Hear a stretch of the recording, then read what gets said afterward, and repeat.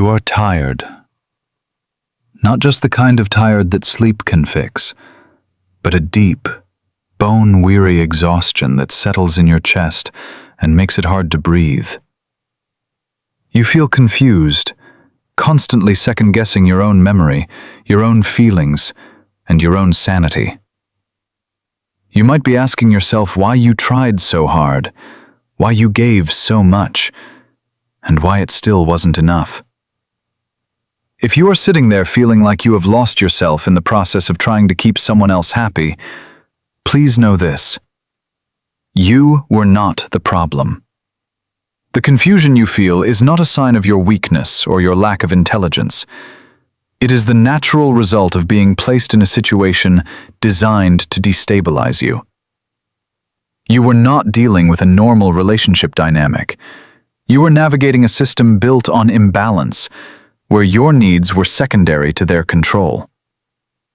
To understand why you feel this way, we need to look at what was actually happening beneath the surface.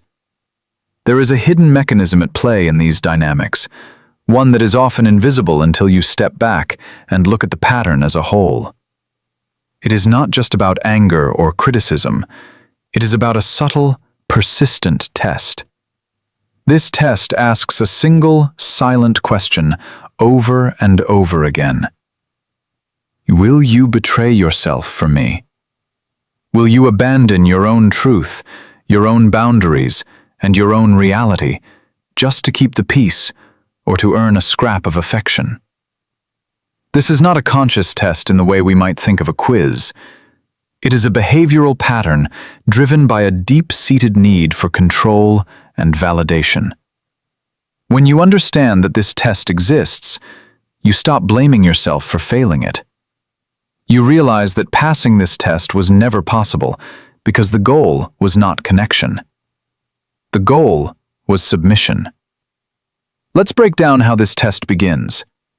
In the early stages, it often looks like love bombing or intense connection. But even then, there are small moments where your preferences are subtly dismissed.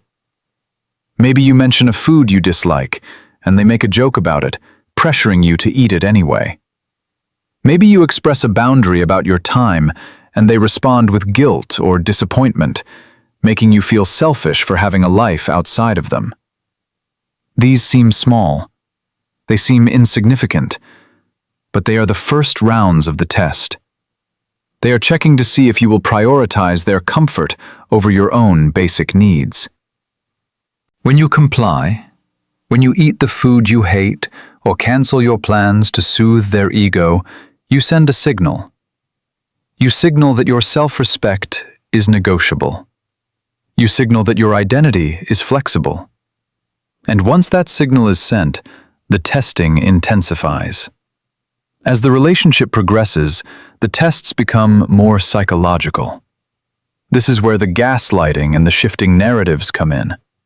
They might say something hurtful, and when you react with pain, they tell you that you are too sensitive. They rewrite history, claiming they never said what they said, or that you misunderstood their tone. This creates a state of cognitive dissonance. Your brain knows what you heard. Your body knows how it felt. But their words tell you that your perception is wrong. This is a direct attack on your trust in your own mind. The test here is simple. Will you trust your own experience, or will you trust their version of reality? Most people, wanting to maintain the connection and avoid conflict, choose to doubt themselves. We are wired for connection. We are wired to seek harmony, so we swallow our truth. We apologize for things we didn't do. We accept blame for emotions we didn't cause. Every time you do this, you are betraying yourself. You are teaching them that your reality is up for debate. This dynamic creates a profound sense of emotional exhaustion. You are constantly working. You are monitoring your words, your tone, your expressions, and your actions to avoid triggering a negative reaction. You are walking on eggshells, not because you are fragile, but because the ground beneath you is constantly shifting.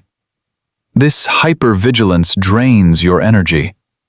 It leaves no room for joy, creativity, or rest. You become a shell of your former self, focused entirely on managing their mood. This is not love. Love does not require you to erase yourself. Love does not require you to live in a state of constant anxiety. What you experienced was a form of emotional captivity, where your freedom was traded for the illusion of safety. Why does this happen? Why would someone put another person through this? It is important to understand that this behavior is not about you. It is not because you were lacking or annoying or difficult. It is about their internal landscape. People who engage in this type of manipulation often suffer from a fragile sense of self. They cannot regulate their own emotions or validate their own worth. They need an external source to do it for them. You became that source. By controlling you, by making you doubt yourself, they create a sense of power and stability within themselves. If they can make you question your reality, they never have to face their own. If they can make you responsible for their happiness, they never have to take responsibility for their own emptiness. It is a defensive structure built on the exploitation of your empathy. Understanding this psychology is crucial for your healing. It helps you detach personally. You were not targeted because you were weak. You were targeted because you were strong, empathetic, and willing to give. These are beautiful qualities, but in the wrong hands, they are exploited. The manipulator sees your willingness to understand as a loophole. They see your desire to fix things as an invitation to dump their unresolved issues onto you.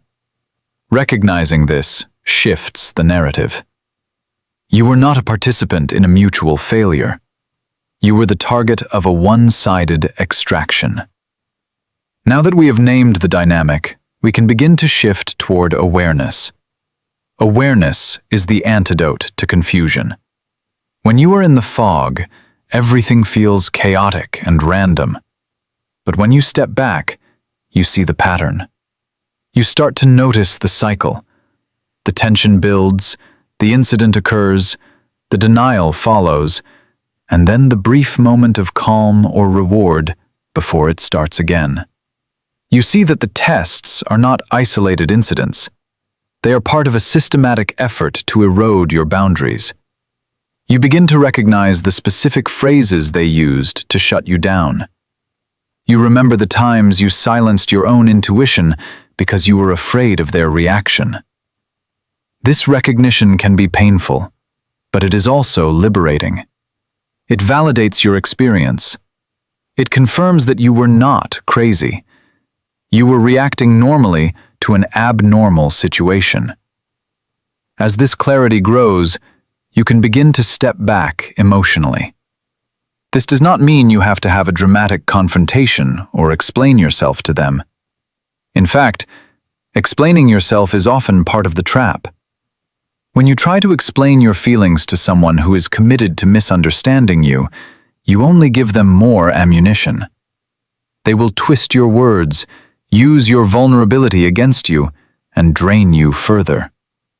Stepping back means withdrawing your emotional investment.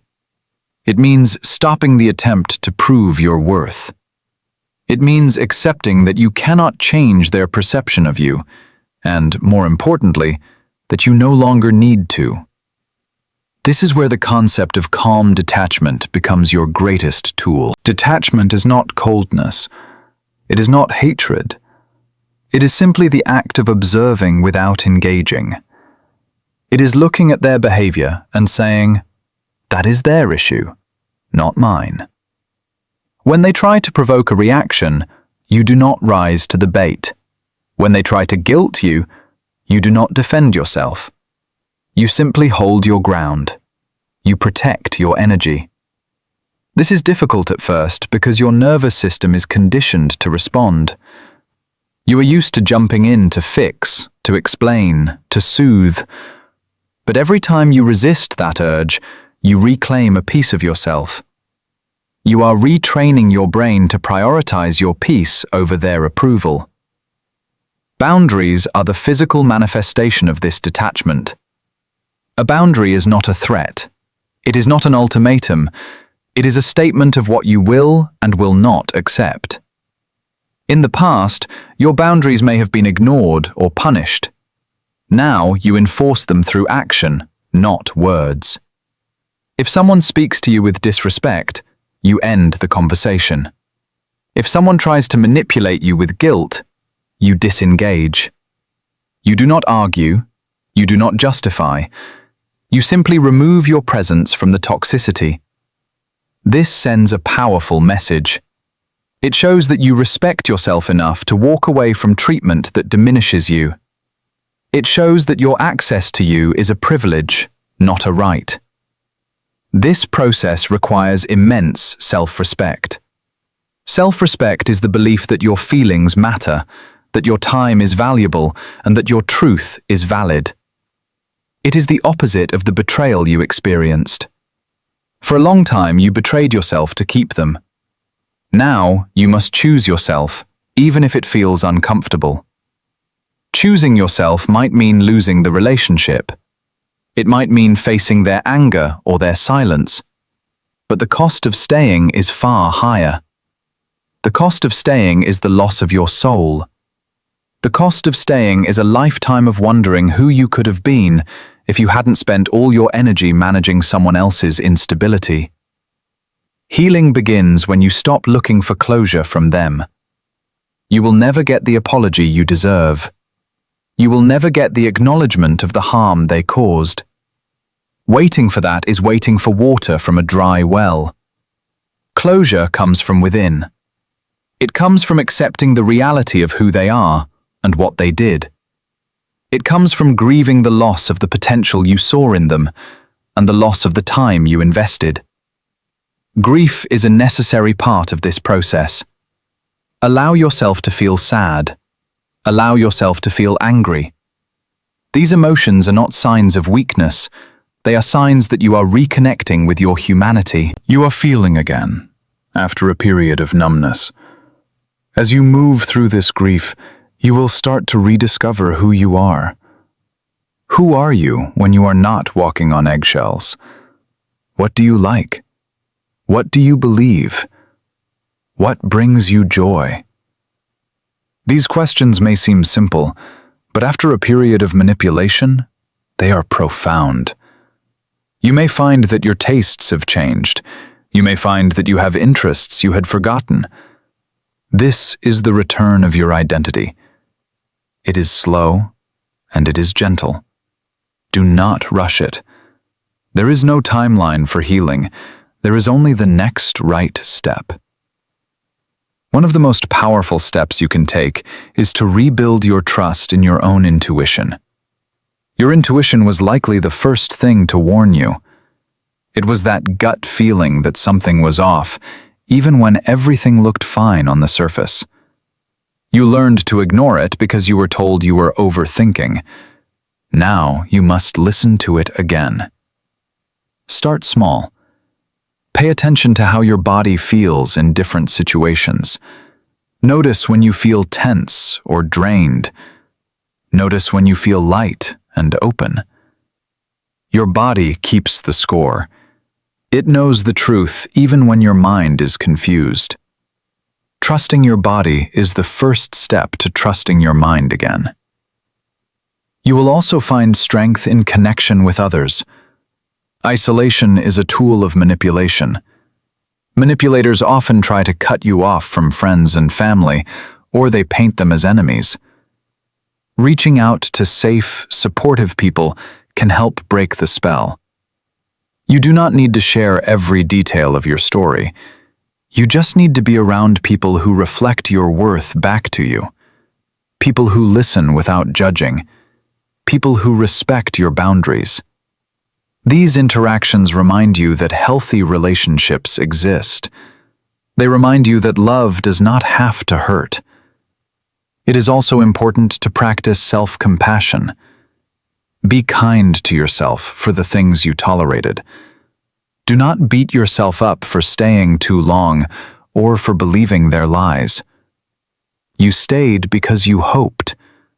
You believed because you wanted to see the good in people. These are virtues, not flaws. You did the best you could with the information and emotional resources you had at the time.